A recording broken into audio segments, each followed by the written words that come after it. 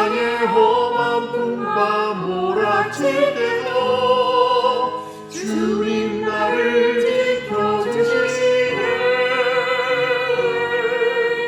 주님은 나의 산소, 주님은 나의 요새, 주님은 나의 소망, 나의 힘이 되신 여호와.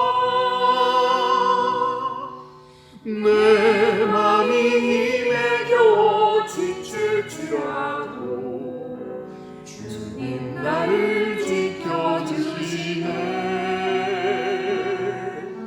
세상의 험한 풍파 몰아칠 때도 주님 나를 지켜주시네.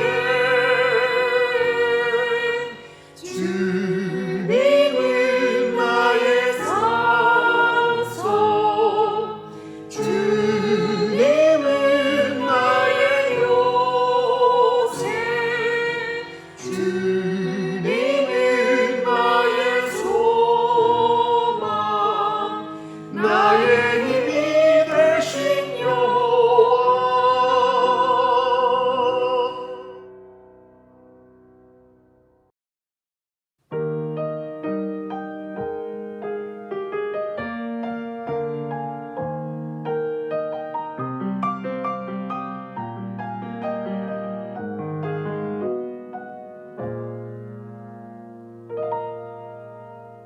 내 삶이 먼저였는지 주님이 먼저였는지 이제야 내 뒤를 돌아봅니다.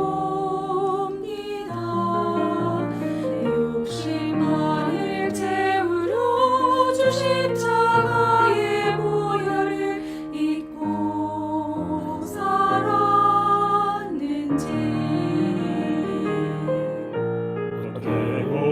헛된 자랑에 주의 영광 가렸는지 이제야 내 뒤를 돌아봅니다. 나의 교만과 욕심이 찬란한 주의 영광을 가리고 살았는지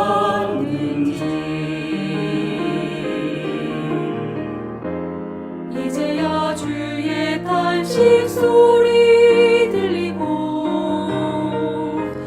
이제야 주 얼굴에 눈물 보이니 어리석고 어리석은 죄인이 주여 용서하여 주소서.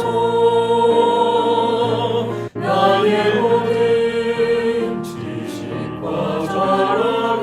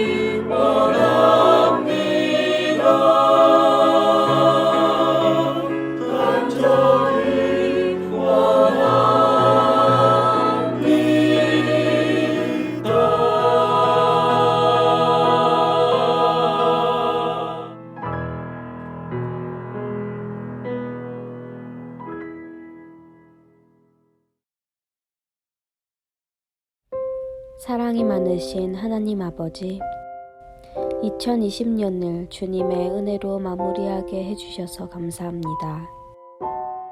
또한 소망의 새해를 맞게 해주시니 감사합니다. 이번 예언 전도회를 통하여 주님의 은혜가 충만하게 해주시고 예언의 확신을 통하여 주님의 다시 오심을 소망 중에 준비케 하여 주시고 또한 이 세상의 영혼에게 분명한 주님의 섭리를 알리는 주님의 동역자 되게 해주세요. 세상의 비극적 상황이 계속되고 있습니다. 이 상황을 종결시킬 것은 오직 예언의 성취뿐이오니 주여 하나님의 백성들을 신원하여 주시고 주님의 오심을 고대하오니 하루하루 회개의 삶 사는 저희들 되게 해주시옵소서. 우리 구주 예수 그리스도 이름으로 기도합니다.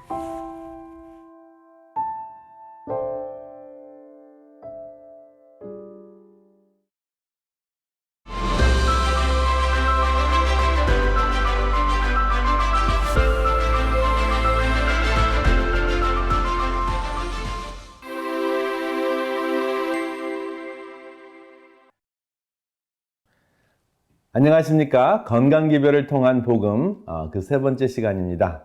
오늘은 새로 배운 것, 내가 실천할 것, 이웃에게 나눌 것 함께 생각하시면서 강의를 들으시기를 바랍니다. 내 가족이 우울증이라면 여러분 어떻게 생각하십니까? 첫 시간은 후성유전학을 통해 유전인자가 우리의 운명을 결정하는 것이 아니고 우리의 습관이, 우리의 선택이 운명을 결정하는 것이라고 나누었습니다. 그래서 유전인자가 우리의 운명을 결정하는 것보다 우리가 우리의 삶을 결정할 수 있다는 복음, 유전인자를 통한 후성유전학을 통한 복음을 들었습니다. 둘째 시간은 몸과 마음의 질병의 원인이 되는 염증, 몸속의 불에 대해서 말씀을 들었고요. 그 해결책을 알아보았습니다. 오늘은 코로나 블루와 같은 우울증의 해결책에 대해 나누어 보겠습니다. 누구나 우울감은 종종 있습니다. 내가 이렇게 살아서 뭐하지?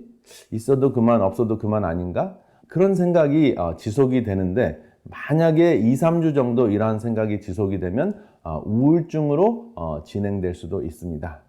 그래서 오늘은 나나 내 가족이 임상적인 우울증인가? 이것을 살펴보고 해결책을 찾는 시간을 갖겠습니다. 우울증 증상은 아래 9가지 정도가 있는데요. 그 중에 5가지가 해당이 되면 임상적 우울증이라고 할 수 있습니다. 첫 번째, 거의 하루 종일 우울하다. 두 번째, 삶에 낙이 없다. 세 번째, 체중이 감소가 되거나 증가한다. 네 번째, 불면과 과수면증에 시달린다. 다섯 번째, 정신운동성 초조증이 있거나 지체증이 있다 하는 것입니다. 근데 여기 보면은 정신운동성 초조증이라는 것은 여러분 혹시 어떤 사람이 앉아 있는데 무릎을 덜덜덜 떠는 그러한 사람을 보셨나요? 그것이 바로 정신운동성 초조증입니다. 조금 말이 힘들죠? 그리고 만약에 누구에게 부탁을 했는데 굉장히 행동이 느리게 움직인다. 또 아침에 일어나는데 침대에서 나오는 시간이 너무 오래 걸린다. 이것이 바로 정신운동성 지체증입니다.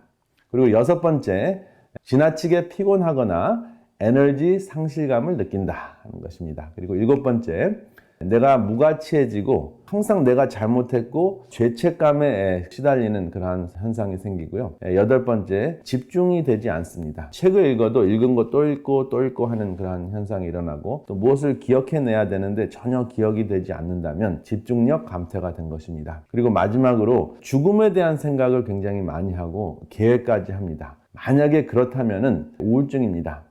그리고 처음에 이야기한 그 2가지, 거의 하루 종일 울면서 보낸다, 우울하다. 그리고 두 번째, 삶의 낙이 전혀 없다. 이 2가지만 해당이 돼도 임상적 우울증이라고 할 수 있습니다. 우울증이라고 지적하거나 가르치지 않는 것이 굉장히 중요한데요. 더 중요한 것은 내 자신이나 옆에 사람을 잘 관찰해서 일상이 불가능한가를 가늠하는 것이 굉장히 중요합니다. 여기 산발이가 있습니다. 세 가지 호르몬이 우리의 마음의 평정을 찾아주는데요. 세로토닌, 도파민, 노르아드레날린 이 세 가지가 있습니다. 세로토닌은 우리의 마음에 평정을 주고요. 도파민은 우리에게 쾌감을 느끼게 해줍니다. 그리고 노르아드레날린은 우리가 집중할 수 있도록 도와줍니다. 그래서 이 세 가지 중에 하나만 잘못되어도 우울증에 시달리는데 마음의 코로나 바이러스라고 할 수 있습니다. 왜냐하면 증상이 거의 없는 사람도 있고 또 어떤 사람은 심각한 증상 때문에 생명을 잃는 경우도 있습니다. 이 세 가지 호르몬이 잘 균형을 이루어야지 우리 삶에 의미를 찾을 수 있고 또 의미가 있어야지 이 세 가지 호르몬이 잘 유지가 됩니다. 이것을 기억하시면 우울증에 대해서 정확하게 자가 진단이 가능합니다. 세로토닌 호르몬은 이 세 가지 호르몬 중에서 평안 호르몬이라고 우리가 별명을 붙일 수 있는데요. 마음과 몸의 지휘자라고 할 수 있습니다.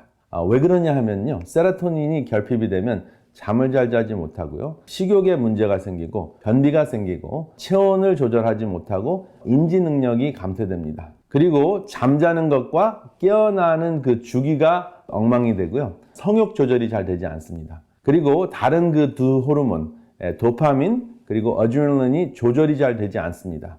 그래서 세로토닌이 있는 것이 그 마음의 평정의 기본이 되고요. 그 위에 도파민과 아드레날린이 조절이 잘 되면 우리의 마음의 평정을 찾을 수가 있습니다. 그러면 먼저 감정 조절을 힘들게 하는 음식들이 있는데 육식과 우울증인데요. 여러분 들어보셨나요? 육식이 우울증에 기여를 한다는 과학적인 사실이 밝혀졌습니다. 그래서 붉은 고기, 생선, 닭고기 이러한 것들을 섭취하는 사람들은 우울증에 걸릴 가능성이 높다 하는 것입니다. 반드시 그런 것은 아니지만 우울증이나 감정 컨트롤이 잘 되지 않는다 하는 것입니다. 그러면 어떤 문제가 일어나는 것일까요? 닭고기, 계란, 쇠고기, 돼지고기, 생선을 주기적으로 섭취를 하면 신경계에 염증이 생깁니다. 그래서 신경계에 염증이 생기면 마오라는 효소가 증가하는데 이 마오라는 효소는 세로토닌과 도파민과 아드레날린을 감소하는 역할을 합니다. 그러니까 마음의 평정을 이룰 수밖에 없는 것이죠. 그래서 육식을 많이 하는 사람들은 감정 컨트롤이 안 되는 것을 종종 확인할 수가 있습니다. 그래서 피해야 할 3육을 여러분들에게 소개해 드립니다. 여기 있는 그 3육은 세 가지 고기인데요. 닭고기, 쇠고기, 돼지고기입니다. 육식을 했을 때 염증을 없애는 치료제가 있습니다. 그리고 육식을 하지 않는다고 하더라도 몸이 피곤하고 힘들고 또 퇴행성 관절염이나 여러 가지 염증이 몸속에 생겼을 때 또 두뇌 속에는 염증이 생겼는지 잘 모르지만은 감정 컨트롤이 잘 안 되면 내가 염증이 좀 있나 보다 라고 생각하시면 되는데 이때 여러분들이 드실 수 있는 치료제가 있는데 바로 강황가루입니다. 강황가루 안에는 그 커큐민이라는 그 보약이 들어 있습니다. 이것이 굉장히 강력한 항암제와 항염 물질 역할을 합니다. 그런데 이 강황가루가 몸속에 잘 흡수되려면 후추와 함께 드셔야 되는데 강황가루 한 티스푼에 후추 한 8분의 1이나 4분의 1 티스푼 정도 드시게 되면 2000%의 효과가 있습니다. 그리고 반대로 염증을 없애는 음식이 있는데요. 한번 살펴보겠습니다. 사과, 베리, 포도, 양파, 녹차 이러한 것들은 신경계의 염증을 감소시킵니다.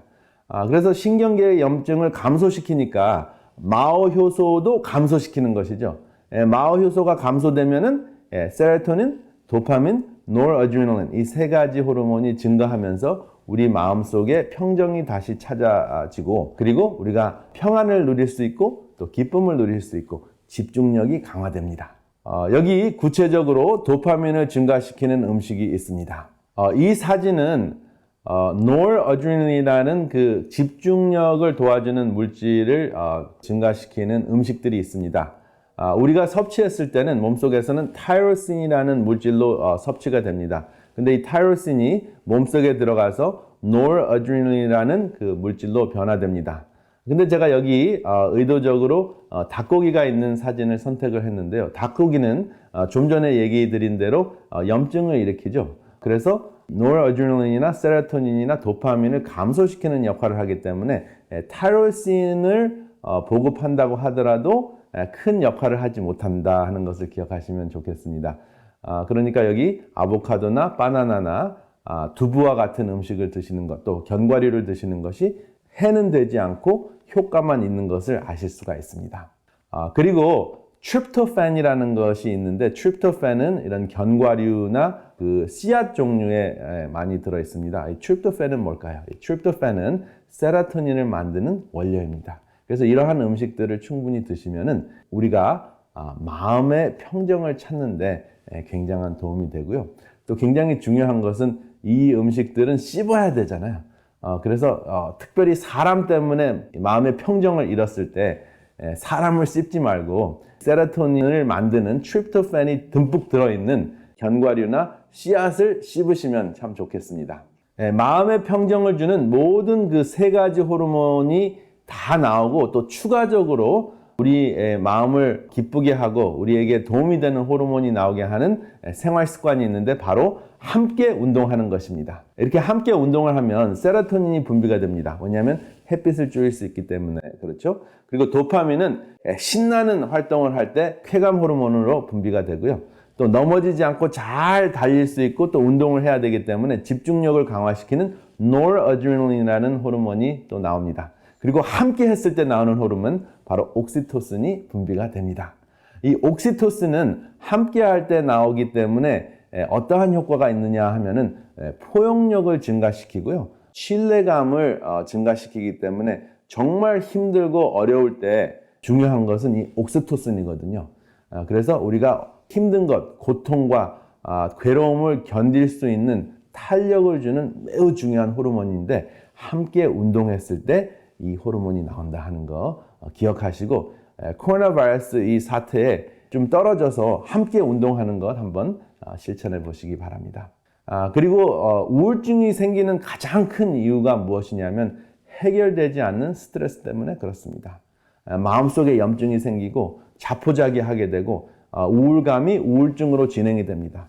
그런데 이것의 해결책은 문제보다 더 큰 의미가 있는 것을 선택을 했을 때 이것을 극복할 수 있다 하는 것이 연구 결과로 발표가 됐습니다. 탄력을 키우는 가장 좋은 방법은 우울증의 원인을 찾는 것보다 우울증을 일으키는 문제보다 더 큰 의미 있는 삶을 선택하는 것입니다.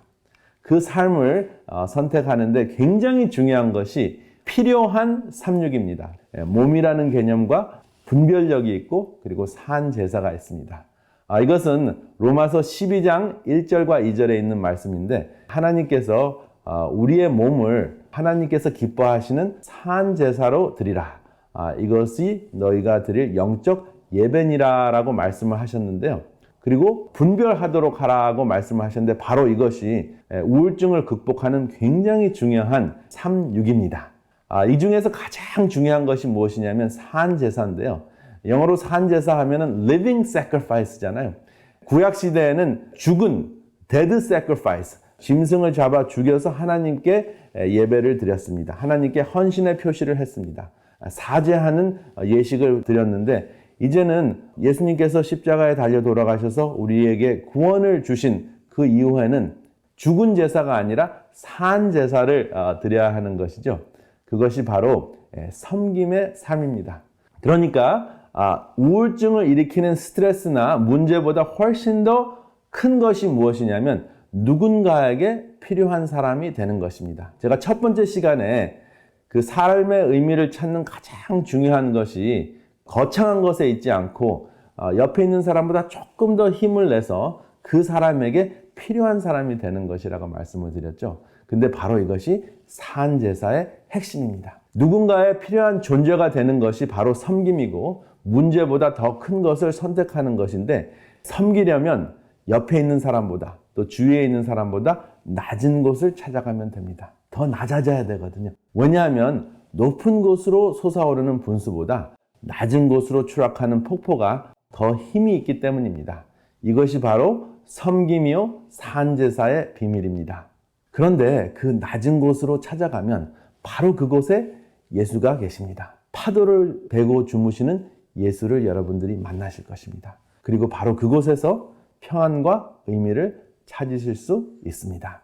파도를 베고 주무시는 예수, 여러분 낮은 곳으로 가셔서 함께 예수님을 만나는 여러분들과 제가 되시기를 이 시간에 간절히 바랍니다.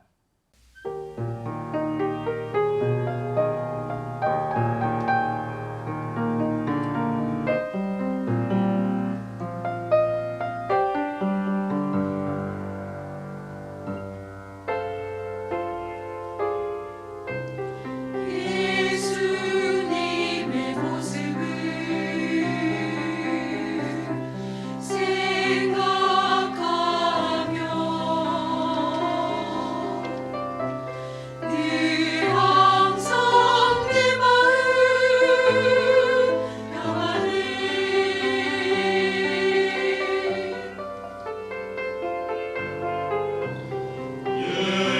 예수님의 모습을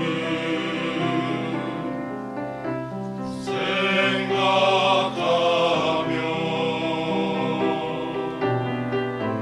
내 마음의 기쁨이 가득 넘치네.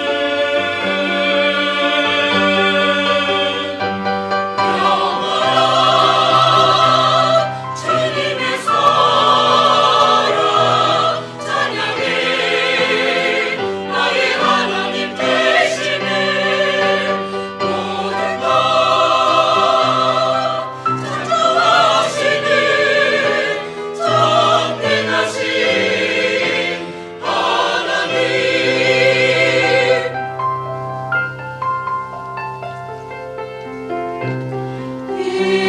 예수님의 사랑을 느낄 때면 아무것 없어도 충분해.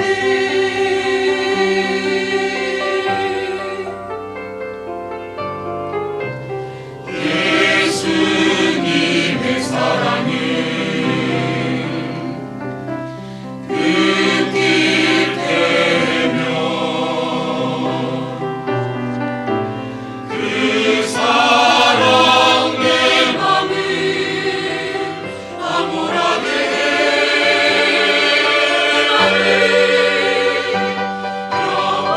영원한 주님의 사랑 찬양해.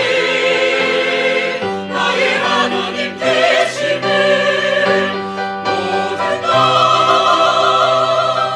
창조하시는 전능하신 하나님. 영원한 주님의 사랑 찬양해. 나의 하나님 되시네. 모든 것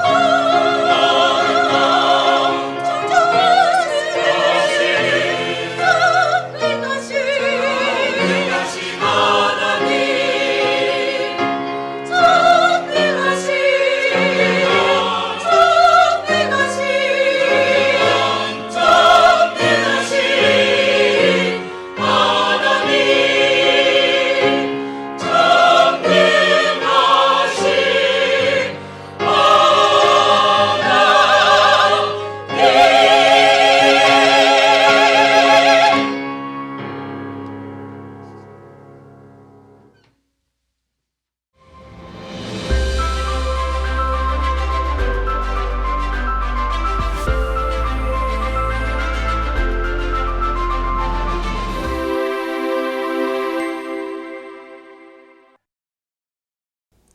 수많은 고대 신화나 설화 속에는 하나님께서 인간을 창조하신 것처럼 신들이 인간을 창조한 이야기가 나옵니다. 그런데 신화나 전설 속에 나오는 인간 창조의 이야기를 가만히 살펴보면 성경의 창조와는 확연히 다른 모습을 보여줍니다. 무엇이 달랐을까요? 그것은 신들이 인간을 창조한 목적이 달랐습니다.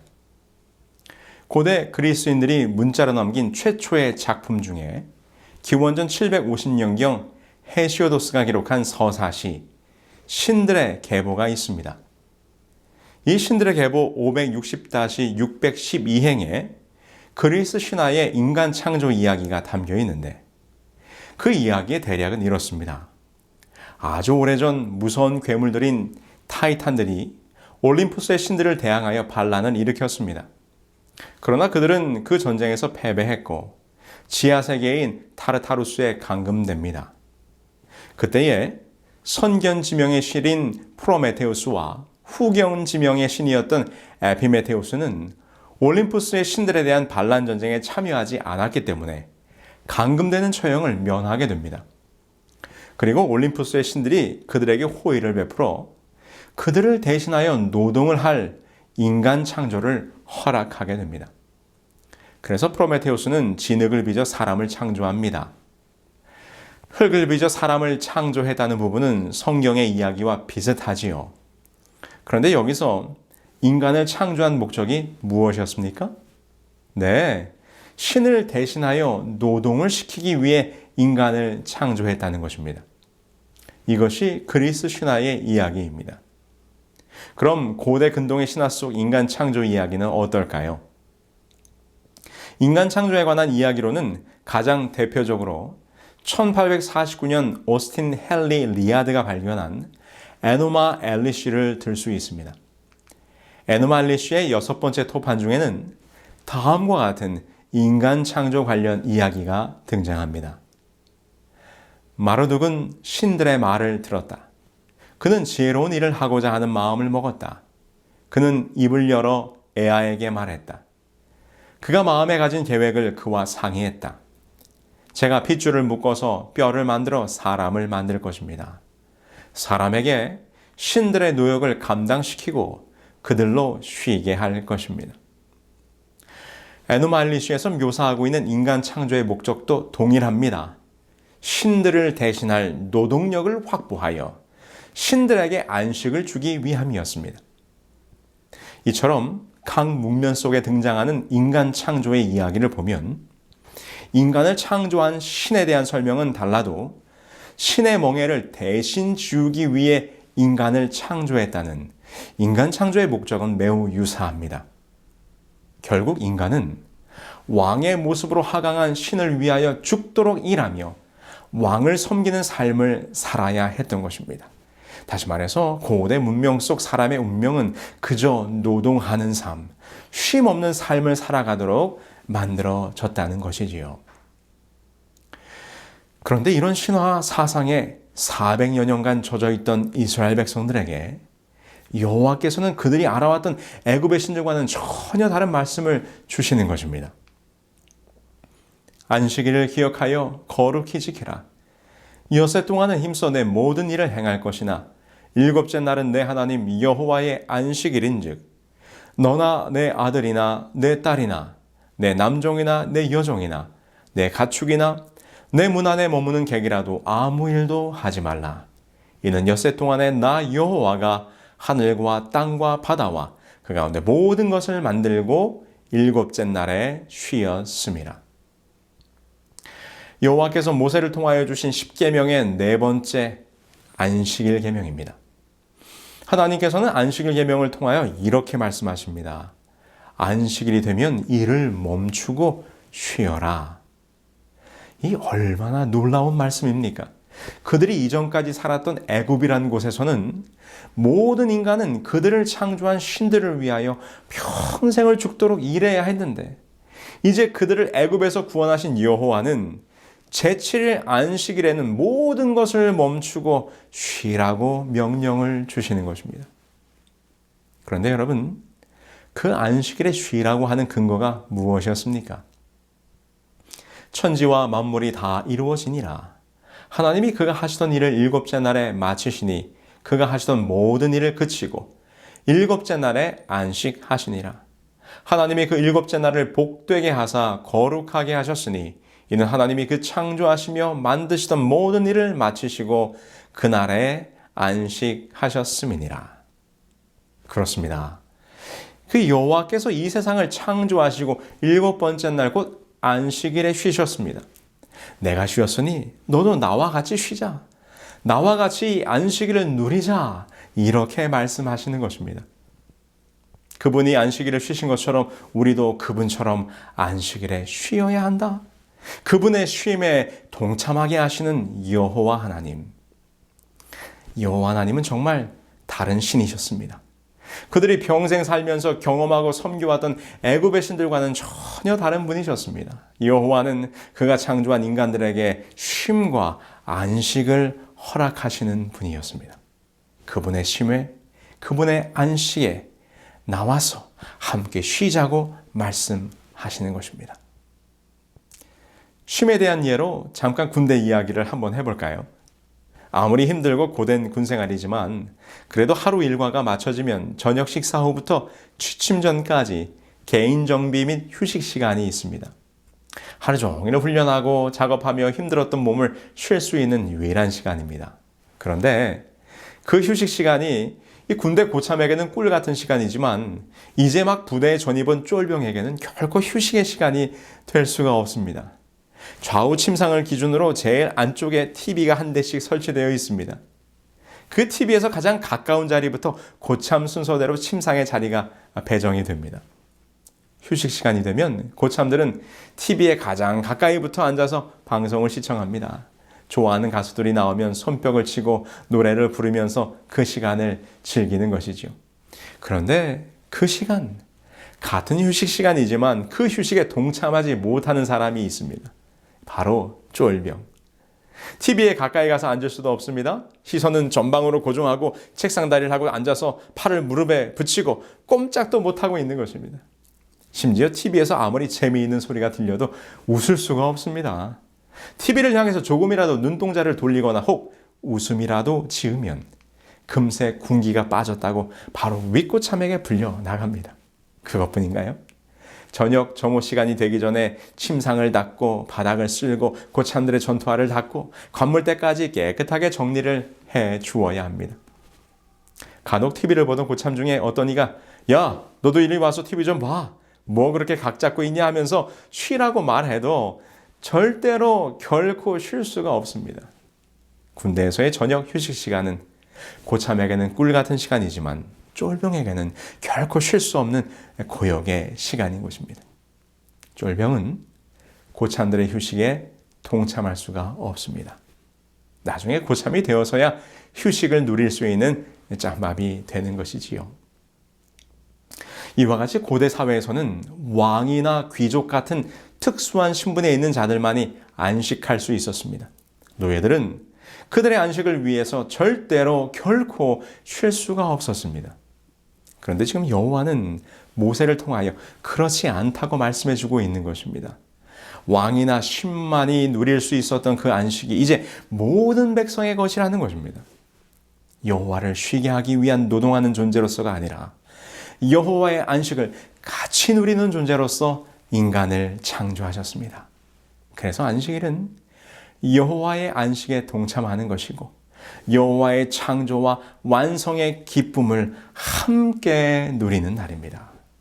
안식일 계명 속에 나타난 여호와 하나님의 모습은 이 세상의 우상들과는 달랐습니다. 당신이 창조한 인간들을 얼마나 사랑하시는지, 우리를 얼마나 아끼고 살피시는지 와서 좀 쉬어라. 얼마나 힘들었니? 이제 와서 나의 안식에 함께 하자꾸나라고 우리를 초청하십니다. 여러분, 이것이 안식일의 의미이고 안식일 속에 나타난 우리 여호와 하나님의 모습입니다. 그런데 오늘날 대부분의 기독교인들은 이 안식일이란 말을 매우 부담스럽게 느끼고 있습니다. 많은 그리스도인들에게 익숙치 않은 날입니다. 왜냐하면 가톨릭을 포함해서 대부분의 기독교인들이 안식일이 아니라 주일을 지키고 있기 때문입니다. 여러분, 안식일과 주일은 무엇이 다를까요? 왜 오늘날 안식일과 주일에 서로 다른 예배일이 생겨나게 되었을까요? 저는 오늘 성경이 말하는 진정한 안식일, 하나님께서 우리를 위하여 주신 참된 쉼의 날, 그 참 안식일은 언제인가에 대하여 몇 가지 질문을 통해 함께 나누려고 합니다.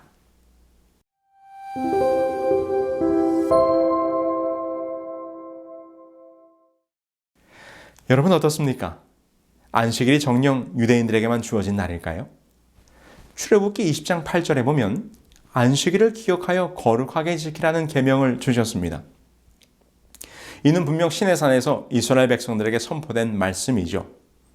하나님께서는 오랜 세월 이방에서 사는 동안 그들이 잊고 살았던 여호와의 존재와 그분이 어떠한 분이신가를 가르치셨습니다. 그리고 그들에게 언약으로 십계명을 주셨습니다. 십계명에서 보듯이 여호와께서는 안식일을 기억하여 지켜야 될 날로서 그의 백성들에게 주신 것임을 분명히 보게 됩니다. 이후에 구약의 모든 이스라엘 역사를 살펴보면 그들은 안식일을 지켜왔습니다. 그러나 우리가 오해하지 말아야 할 것은 십계명이 시내산에서 주어졌기 때문에 시내산 이전의 시대에는 십계명이 없었다고 생각하는 것입니다. 그러나 그렇지 않습니다. 십계명은 오랜 이방에서의 삶을 통하여 그들이 잊어버렸던 하나님과의 언약과 말씀을 다시금 새롭게 하시고자 돌판에 기록하여 주신 것입니다. 그러나 십계명에 기록된 10가지 계명은 시내산 이전부터 있었던 것입니다. 왜 요셉이 보디발의 아내를 범하지 않았습니까? 그것은 이미 그들의 마음속에 간음하지 말라 하나님의 계명이 있었기 때문이지요. 물론 안식일도 마찬가지입니다. 창세기 2장 1절로 3절을 보실까요? 천지와 만물이 다 이루니라. 하나님의 지으시던 일이 일곱째 날이 이를 때에 마치니 그 지으시던 일이 다음으로 일곱째 날에 안식하시니라. 하나님 일곱째 날을 복주사 거룩하게 하셨으니 이는 하나님이 그 창조하시며 만드시던 모든 일을 마치시고 이 날에 안식하셨음이더라. 안식일은 태초에 이 세상을 만드신 창조의 기념일로서 이미 인류의 조상에게 주어진 날이었습니다. 그러므로 안식일은 유대인들만을 위한 날이 아니라 모든 인류를 위하여 주신 하나님의 참된 쉼의 날인 것입니다.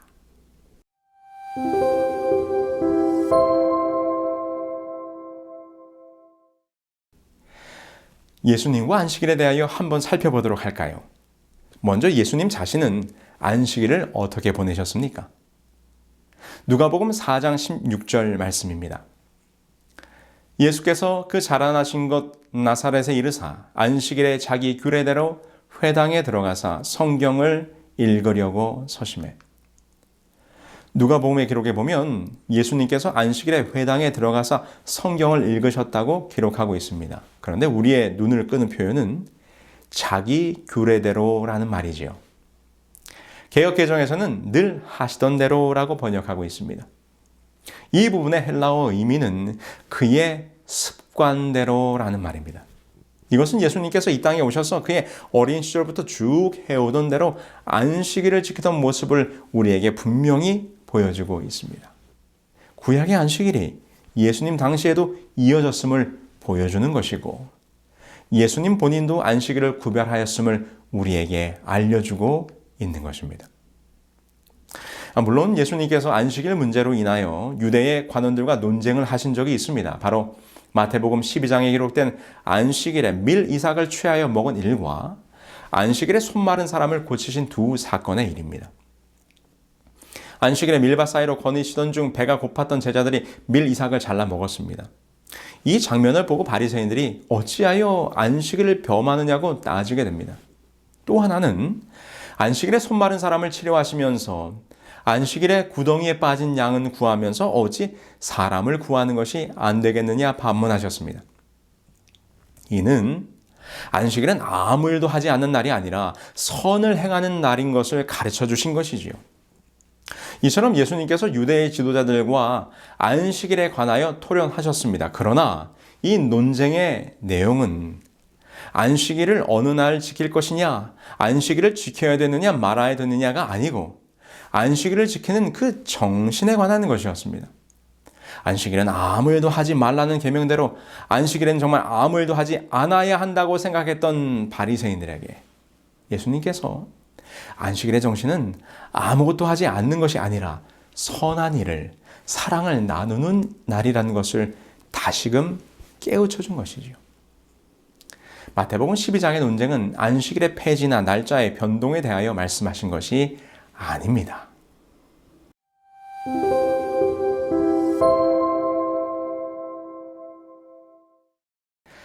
안식일과 주일에 대한 문제를 생각할 때 가장 많이 듣게 되는 질문이자 안식일이 주일로 변경되었음을 이야기하시는 분들의 설명이기도 합니다. 우리가 잘 아는 것처럼 예수님께서 돌아가신 사건은 금요일 오후였습니다. 예수님께서 십자가에 돌아가실 때 그곳에는 갈릴리에서 온 여인들이 있었습니다. 금요일 저녁 안식일이 되기 전에 예수님의 시체는 아리마대 요셉에 의해 무덤에 넣어졌고 그 이후에 그 여인들의 행동에 대해서 성경은 이렇게 기록합니다. 이날은 예비일이요 안식일이 거의 되었더라. 갈릴리에서 예수와 함께 온 여자들이 뒤를 쫓아 그 무덤과 그 시체를 어떻게 둔 것을 보고 돌아가 향품과 향유를 예비하더라. 계명을 쫓아 안식일에 쉬더라. 우리는 이 구절을 통하여 예수님의 죽으심이 금요일, 그리고 예수님께서 무덤에 계시던 안식일이 오늘날 토요일인 것을 분명하게 확인할 수 있습니다. 네, 그렇습니다. 그리고 나서 사도 요한은 그의 복음서에 이렇게 기록합니다. 안식 후 첫날 이른 아침, 아직 어두울 때에 막달라 마리아가 무덤에 와서 돌이 무덤에서 옮겨간 것을 보고, 이 장면은 마리아가 예수님의 부활을 목격하는 장면의 기록입니다. 이곳에 분명히 그날이 언제인지를 언급하고 있는데 안식 후 첫날 이른 아침이라고 기록합니다.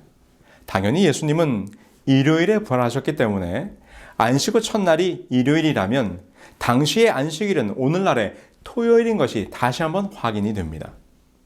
여기서 우리가 더 주목해야 할 사실은 요한복음에 기록된 시기입니다. 요한복음은 예수님의 부활 사건이 있은 후 약 60년이 지난 다음인 1세기 말에 가서야 기록이 되었습니다. 만약 예수님의 부활 이후에 안식일을 지키던 것이 주님의 부활을 기념하여 일요일, 곧 주일로 변경되었다면 요한은 예수님의 부활의 사건을 안식 후 첫날이라고 표현하지 않았을 것입니다. 그는 여전히 안식 후 첫날이라는 표현을 사용하고 있는 것이죠. 우리는 요한의 기록을 통해서 볼 때 예수님의 죽으심과 부활 이후에도 초대교회는 여전히 안식일의 개념을 그대로 가지고 있었다는 것을, 부활의 날을 주일이라고 표현하지 않았다는 것을 알 수 있는 것이지요. 이 말은 예수님 부활 이후에 초대교회와 사도들은 여전히 안식일을 지키고 있었고 안식일 사상을 가지고 있었다는 것입니다. 그럼 초대교회 당시의 안식일 준수에 대한 성경의 기록을 잠깐 살펴보실까요? 예수님의 부활 승천 이후에 초대교회의 역사가 기록되어 있는 사도행전에는 사도들이 여전히 안식일을 지켰다는 기록이 여러 곳에 나오고 있습니다.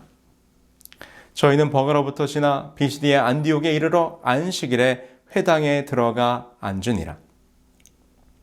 이 장면은 사도 바울이 안디옥에 이르러 안식일의 말씀을 증거했다는 기록입니다. 그러자 그들이 감동하여 다음 안식일에도 해달라고 요청을 합니다. 저희가 나아갈새 사람들이 청하되 다음 안식일에도 이 말씀을 하라 하더라. 그 다음 안식일에는 온 성이 거의 다 하나님의 말씀을 듣고자 하여 모이니, 사도 바울이 안식일마다 회당에서 말씀을 강론했음이 분명합니다. 안식일마다 바울이 회당에서 강론하고 유대인과 헬라인을 권면하니라. 이는 사도 바울 자신의 신앙생활 속에서도 분명히 나타납니다. 바울이 자기의 규례대로 저에게로 들어가서 새 안식일에 성경을 가지고 강론하며, 이곳에서 자기의 규례대로라는 표현이 나옵니다. 예수님께서 자기의 규례대로 늘 하시던 대로 안식일을 구별하셨던 것처럼 바울도 그러했다는 것입니다. 어떤 분들은 사도 바울이 안식일의 회당에 들어간 것은 유대인들에게 전도하기 위한 것이라고 말하실 수도 있을 것입니다. 그러나 사도 바울은 회당이 없는 곳에서도 안식일에 예배드릴 곳을 찾았다는 것을 아셔야 합니다. 안식일에 우리가 기도처가 있는가 하여 문 밖 강가에 나가 거기 앉아서 모인 여자들에게 말하더니, 이 장면은 바울이 빌립보에 도착했을 때의 기록으로 안식일이 된 것입니다. 그래서 그들은 안식일 예배를 위한 장소를 찾게 되었으나 그곳에는 회당이 없었습니다. 그러자 강가의 한적한 곳으로 나아가 안식일 예배를 드리는 장면인 것입니다. 예수님의 부활 이후에도 초대교회가 안식일을 준수하였음이 분명합니다. 이것은 예수님의 예언의 말씀을 통해서도 다시 한번 확인이 됩니다. 그날에는 아이 벤 자들과 젖먹이는 자들에게 화가 있으리로다. 너희의 도망하는 일이 겨울에나 안식일이 되지 않도록 기도하라. 예수님께서는 서기 70년경에 이루어질 예루살렘의 멸망을 내다보시면서 안식일에 도망하지 않도록 기도하라고 권면하셨습니다. 이것은 그분의 부활 이후에도 안식일 준수를 지극히 당연한 일로 생각하셨다는 것입니다. 이렇듯 성경은 창세로부터 사도시대까지 한결같이 오직 안식일만이 구별하여 거룩히 지켜질 날로서 언급되어지고 있는 것입니다. 성경 그 어디에도 주일이라거나 일요일 준수에 대하여 기록하고 있지 않습니다. 오히려 굳이 주일, 곧 주님의 날이 언제인가를 생각해 본다면 성경은 이렇게 기록하고 있습니다. 인자는 안식일의 주인이니라.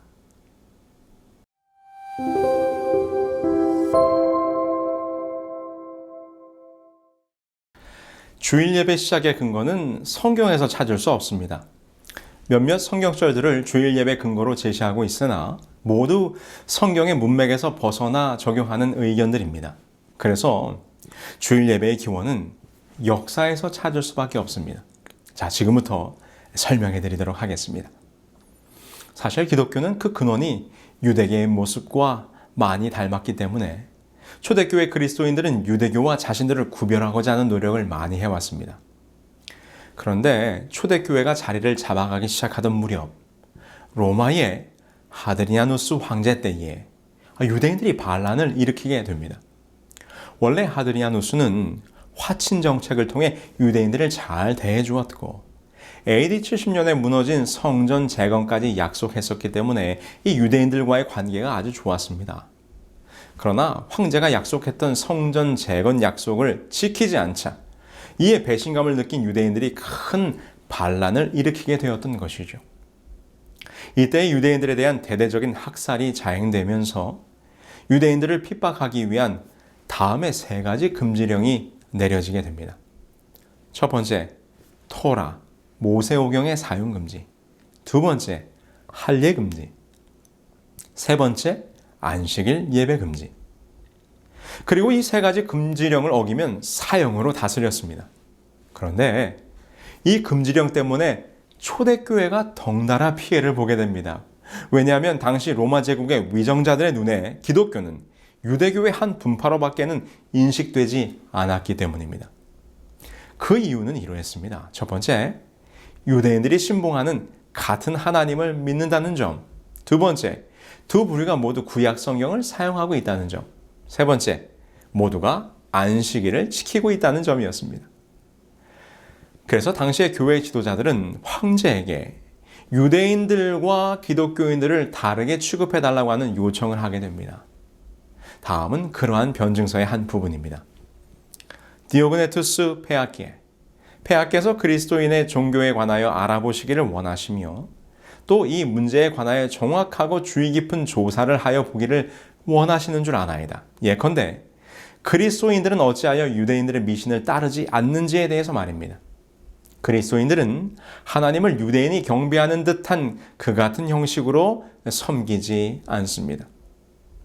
그러나 황제는 이를 무시하고 유대인과 그리스도인 사이에 차별을 두지 않았고 박해는 여전히 계속됩니다. 결국 교부들은 유대인들과의 차별화와 로마의 이교도들과의 동질화를 고려하지 않을 수 없었고 이를 위해서 구약의 하나님 대신 신약의 하나님을 강조하였으며 이교도와의 동질화를 위한 명목으로 안식일 대신 당시에 태양신을 섬기는 이교도들의 예배일인 일요일 예배가 서서히 교회 안에 들어오게 된 것입니다. 이러한 역사의 흐름 속에서 기독교로 개종한 로마의 콘스탄틴 황제는 321년에 일요일을 공식적인 휴일로 선포하게 되었으며 그 내용은 다음과 같습니다. 이 태양을 존경하는 날에 모든 관공리들과 각 도시의 주민과 제조공장의 종업원들은 휴업하라. 그러나 농촌에서 경작에 종사하는 농민은 자유로이 노동할 수 있다. 이는 씨를 뿌리고 포도를 심는데 불리할까 염려됨이라. 이것은 일요일 예배가 정치적으로 법제화된 최초의 역사적 사실입니다. 여기 기록을 한번 보실까요? 유세비우스에 의하면 일요일을 합당하게 준수하도록 하는 법을 최초로 제정한 사람은 콘스탄티누스인데 그는 전 로마 제국의 일요일을 규칙적으로 경축하라고 명령하였다. 이 법령은 그리스도교 역사의 새로운 장을 여는 중요한 기점이 되었습니다. 이 법령을 통해서 콘스탄틴 황제는 제국 내의 2대 종파, 즉 태양신을 숭배하는 이교도들과 또 다른 태양이신 그리스도를 숭배하는 기독교도들을 일요일로 묶어서 단일 종교로 융합해 보려는 야심적인 종교 정책을 시도했던 것입니다. 이와 같이 일요일 예배는 비성서적인 배경을 가지고 매우 인위적이면서도 이교적인 방법으로 교회 안에 들어와 자리를 잡게 되었습니다.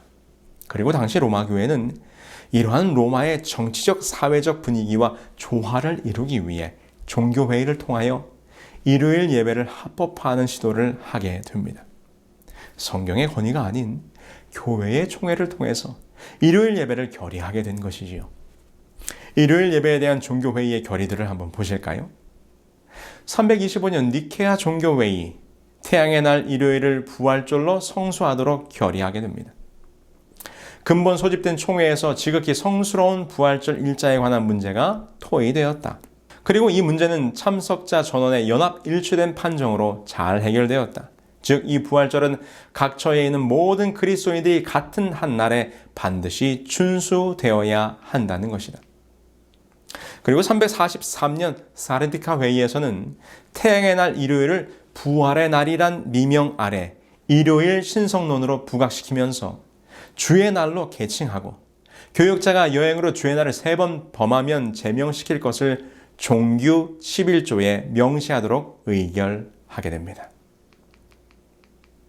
드디어 364년 라우디게 총회에서 안식일 대신에 일요일을 준수하도록 결의하게 되는데 그 총회에서 결의된 종교 제29조의 내용은 다음과 같습니다. 그리스도인들은 유대화하거나 토요일에 게을러서는 안 되고 이날에 일을 하여야 한다. 그러나 그들은 주의 날을 특별히 존중히 여기고 그리스도인이 되었으니 이날에 일하지 말 것이다. 만일 그들이 유대인화한 사실이 판명되면 그리스도로부터 끊어질 것이다. 이성과 같은 사실들은 1910년 1월 25일 교황 피우스 10세로부터 사도적인 축복을 받은 회심자를 위한 가톨릭 교리 문답서에서 아래와 같이 확인되고 있습니다. 질문: 어느 날이 안식일인가? 답변: 토요일이 안식일이다. 질문: 우리는 왜 토요일 대신 일요일을 지키는가? 답변: 가톨릭 교회가 라우디게아 종교회의에서 그 존엄성을 토요일에서 일요일로 옮겼기 때문이다. 여러분, 이것이 주일 성수 곧 일요일 예배 세상이 교회 안에 들어오게 된 역사적 배경입니다. 사실 교회 역사를 통해서 일요일 예배가 어떻게 시작되었으며 어떤 과정을 통해서 오늘날과 같이 보편화되었는지에 대해서 그 정확한 배경을 인식하고 있는 교회는 개신교회가 아니라 가톨릭 교회입니다. 개신교회는 오직 성경으로라는 정신을 가지고 출발하였기 때문에 일요일 예배에 대한 근거를 성경에서 찾으려고 무리한 시도를 하고는 있지만 성서적으로는 일요일 예배 근거를 찾을 수 없는 것이 현실입니다. 그러나 가톨릭 교회는 성경보다는 교회의 전통을 더 중시하기 때문에 성경에 근거 없는 일요일 예배에 대하여 교회의 전통을 근거로 매우 떳떳한 입장을 내세우고 있는 것이지요. 가톨릭 교회에서 개신교회를 향하여 직설적으로 증언하는 다음의 내용을 보면 분명히 주일 예배는 비성서적임을 확인할 수 있습니다. 만약 당신이 성경만을 따른다면 당신은 토요일 안식일을 지켜야 할 책임이 있다. 왜냐하면 그날이야말로 하나님께서 거룩히 지켜지도록 전능하신 하나님께서 특별히 지시하셨기 때문이다. 비가톨릭 신자들은 1800년간 일요일을 지킴으로써 성경의 제도가 아닌 가톨릭 교회의 전통을 실천하고 있는 것이다. 성경만을 신앙의 유일한 지침으로 주장하고 있는 개신교회는 일요일 준수에 대한 아무런 보증이 없다. 주일을 거룩하게 지킬 의무의 예를 들어보자. 이는 물론 신자의 가장 중대한 의무의 하나이지만 성서에는 그에 대한 명백한 구절을 하나도 찾아볼 수 없다. 성서의 안식일은 토요일이지 일요일이 아니다. 교회 역사가인 네안더도 이렇게 이야기합니다. 일요일을 축일로 삼은 것은 다른 모든 축제일의 경우처럼 단지 인간이 제정한 것이다. 안식일 예명을 일요일로 변경하는 명령을 내리고자 하는 의도가 사도들에게나 초대교회에 전혀 없었다. 그렇습니다. 지금까지 우리가 살펴본 것처럼 주일 예배, 곧 일요일 준수에 대해서는 성경의 어떠한 근거도 찾을 수가 없습니다. 그것은 기독교의 지나온 역사 속에서 신앙의 환경과 시대가 바뀌면서 타협해온 역사의 산물임을 우리는 분명히 깨달아야 하는 것입니다. 그렇다면 어떻게, 왜 이런 일이 일어나게 되었습니까? 그것은 우리로 하여금 다시 다니엘서의 예언으로 돌아가게 합니다. 다니엘서 7장 25절 그리고 8장 12절입니다. 그가 또 때와 법을 변개코자 할 것이며 그것이 또 진리를 땅에 던지며 자애로 행하여 형통하였더라. 이 예언은 우리가 지난 시간에 살펴보았던 작은 뿔에 관한 예언입니다. 우리는 하나님을 대적하고 성경의 진리를 땅에 던지게 될 적그리스도의 세력으로서 이 작은 뿔의 활동에 대하여 공부하였습니다. 그런데 그 작은 뿔이 하는 중요한 일 가운데 하나가 바로 하나님의 때와 법을 변경하는 것이었습니다. 바로 이 예언의 성취가 오늘날 참 안식일을 변경하여 주일 성수라는 비성서적인 교리로 이 기독교 안에 자리 잡게 된 것입니다. 이것은 가톨릭 스스로가 인정하는 사실입니다. 성경은 안식일을 거룩히 지키라고 말한다. 그러나 로마 가톨릭 교회는 말하기를 아니다. 나의 신성한 권위로서 안식일을 폐하고 주일 중 첫째 날인 일요일을 거룩하게 지키라고 명령하는 바이다. 마지막으로 말하노니 교회의 전통은 성경보다 위에 있다고 선포하는 바이다. 우리는 우리의 교리를 전통에 기초한 것이다. 교회는 그 창립자 그리스도께 받은 거룩하고도 절대적으로 확실한 권리를 가지고 안식일을 지키는 것을 일요일로 변경하였다. 가톨릭 교회는 안식일을 일주일 중 7째 날인 토요일에서 첫째 날인 일요일로 변경한 후 10계명의 셋째 계명을 고쳐 일요일을 주일로 지키라고 하였다. 제가 앤드루스 대학 세미나리에서 공부할 때 일입니다. 먼 타국에 와서 유학 생활을 한다고 하는 것이 결코 만만치 않은 삶의 도전인 것은 경험해 보신 분들은 다 아실 것입니다. 외국어로 공부를 하는 것도 쉽지 않은 일이지만 특별히 힘들었던 것은 학업과 생업을 같이 해야 한다는 것이지요. 당시에 유학 오신 모든 목사님들이 공부를 하면서 시간을 쪼개어 학교에서 일을 하였습니다. 저도 마찬가지로 학교에서 일을 했는데 저는 카페테리아에서 일을 하게 되었습니다. 카페테리아에서 할 수 있는 모든 일들은 다 하였습니다. 부엌에서 요리도 하고 홀에 나가서 테이블을 닦고 청소하는 일, 그리고 저녁 시간에는 와싱룸에 들어가서 설거지를 하였습니다. 그러다 어느 날, 그날은 수요일이었고 제가 배정받은 시간은 저녁 8시부터 밤 10시까지 설거지를 하는 것이었습니다. 학생들이 저녁을 먹고 남긴 그릇들을 닦는 것이지요. 물론 그 많은 그릇들을 손으로 닦지는 않습니다. 남은 음식물과 쓰레기들을 정리한 후에 접시를 커다란 기계에 집어넣으면 그곳에서 세척이 되어서 나오는 것입니다. 그런데 한참 잘 돌아가던 기계가 멈춰 섰습니다. 확인을 해보니 그릇을 닦는 세제가 다 떨어진 것이었습니다. 그러나 늘 있는 일이었기에 저는 늘 하던 대로 세제를 찾으러 자재 창고로 들어갔습니다. 그런데 창고를 이리저리 아무리 찾아도 식기세척용 세제가 없는 것입니다. 그래서 식당 매니저를 찾아갔습니다. 그리고 상황을 설명했지요. 그러자 그 매니저가 본인이 찾아보겠다고 하더니 결국은 재고가 없다면서 기계를 돌리지 말고 손으로 그릇을 다 설거지하라는 것입니다. 어떡합니까? 조금은 황당했지만 할 수 없이 설거지를 하기 시작합니다. 그런데 아무리 해도 산더미처럼 쌓여있는 접시들이 줄지를 않는 것입니다. 시간은 점점 지나서 밤 12시가 다 되어 가는데 제 마음속에 짜증이 좀 나기 시작했습니다. 매니저란 사람이 미리미리 물품을 준비해둬야지 그 세제가 하나 없어서 이 고생을 하는가? 화가 조금 난 저는 다시 창고로 들어갔습니다. 그런데 그 창고에는 기계용 세제가 아닌 매뉴얼용 세제가 남아 있었습니다. 매뉴얼용은 기계에 넣어 사용하는 것이 아니고 손으로 세척할 때 사용하는 세제였습니다. 그런데 보니까 그 모양이 기계용과 똑같이 생긴 것입니다. 여러분께서 지금 그림을 보고 있는 것처럼 말입니다. 색깔이 서로 조금 다를 뿐 모양은 똑같이 생겼어요. 그래서 제가 그 매뉴얼용 세제를 가지고 왔습니다. 그런데 그때 아프리카에서 온 한 목사님과 제가 같이 일을 하고 있었는데 그 목사님께서 이것은 기계에 넣으면 안 된다고 하시면서 말리시더라고요. 그러나 제가 고집을 펴서 괜찮다고 내가 책임지겠다고 하고는 그 세제를 집어넣었습니다. 제가 생각한 대로 그 기계의 모양이 딱 맞아 떨어졌습니다. 그리고는 기계를 작동시켰습니다. 그러자 얼마나 잘 돌아가는지 제가 의기양양해서 이제 빨리 일을 끝내고 가자고 하면서 접시들을 기계에 집어넣기 시작합니다. 그런데 잠시 후에 일이 벌어졌습니다. 무슨 일일까요? 아마도 세제에 대해서 아시는 분이라면 금방 눈치채셨을 것입니다. 한동안 잘 돌아가는 것 같았던 기계에 온 사방에서 무수히 많은 비누 거품들이 쏟아져 나오기 시작했습니다. 감당할 수 없는 거품들이 기계 곳곳에서 솟아나오는데 덜컥 겁이 났습니다. 함께 일하시던 목사님이 매니저를 불러왔습니다. 그리고 달려온 매니저가 저에게 무슨 일이냐고 물었습니다. 그래서 제가 자초지종을 이야기했습니다. 그랬더니 그 사람이 앞으로는 절대로 이런 일이 없도록 하라면서 기계의 덮개를 다 분해하고 속에 들어찬 비누 거품들을 다 청소하라는 것입니다. 왜 이렇게 되었습니까?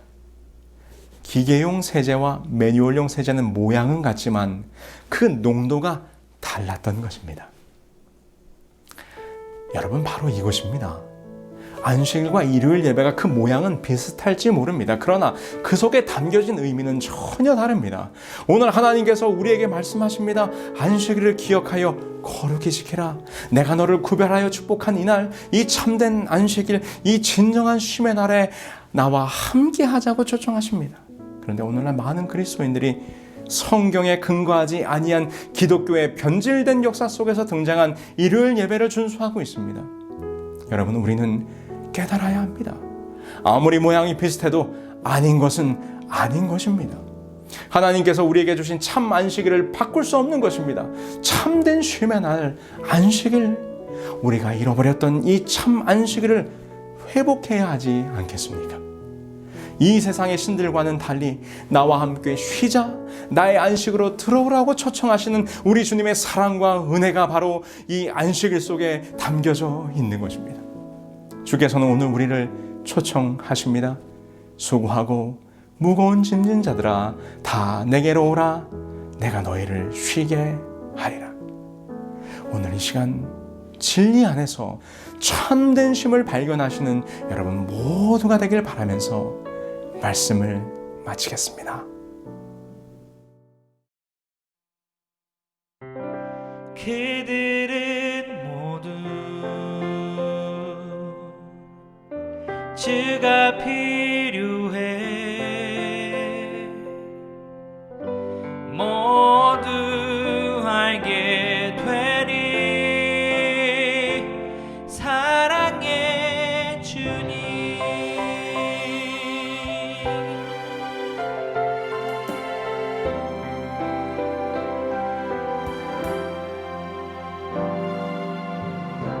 매일 술을 치는 사람들